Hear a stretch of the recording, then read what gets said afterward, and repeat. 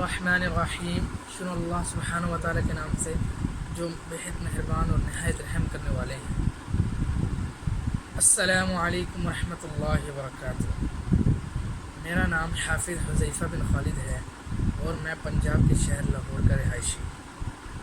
Video शुरू करने से पहले तमाम सामीन और नाज़रीन से ये रिक्वेस्ट है कि हमारे चैनल सकलान आसान कुरान को सब्सक्राइब करें और साथ दिया गया बेल का आइकन उसे क्लिक करें ताकि नई आने वाली वीडियोज़ आपको बर वक्त मिलती रहे। मेरे ये वीडियो बनाने का मकसद सिर्फ़ और सिर्फ रज़ाए इलाही को हासिल करना है और अवामुन्नास और बिलखसूस हुफ़ाज़ इकराम तक और तमाम तालिब इल्म कुरान के तालिब इल्मों तक पुरानी मालूमात को पहुँचाना है, जिसमें ये बहुत से मराहिल में काम होगा, जिसमें कुरान पाक की मंजिलों से लेकर कुरान पाक की आयात, कुरान पाक के हरूफ और कुरान पाक के कलिमात तक इंशाअल्लाह आपको तमाम मालूमात दी जाएगी।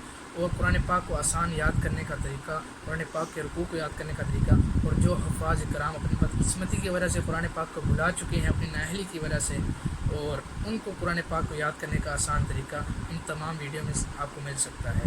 इसलिए आप हर वीडियो हमारी देखें। इस वीडियो में मैं आपको कुरान पाक का एक सरसरी सा तारुफ बयान करूँगा। इसमें सबसे पहले कि कुरान पाक अल्लाह सुब्हानहु व तआला की किताब है जो कि वक्त ज़रूरत 23 साल में नाजिल हुआ और हज़रत जिब्राईल अलैहिस्सलाम वही के ज़रिए आक़ा सल्लल्लाहु अलैहि वसल्लम पर कुरान पाक लेकर आते थे।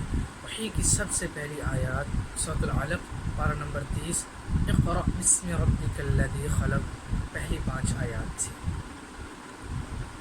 इसके बाद कुरान पाक की 7 मंजिलें हैं और कुरान पाक के 30 पारे हैं और कुरान पाक में 114 सूरतें हैं और कुरान पाक में 14 सजदे और इमाम शाफ़िई के नज़दीक 15 सजदे जो कि सूरह हज के आखिर में से जाता है, पारा नंबर 17। और बाकी मालूमात के लिए हमारी अगली वीडियो देखें। इंशाअल्लाह अगली वीडियो में मुलाकात होगी, तब तक भी अल्लाह हाफ़िज़।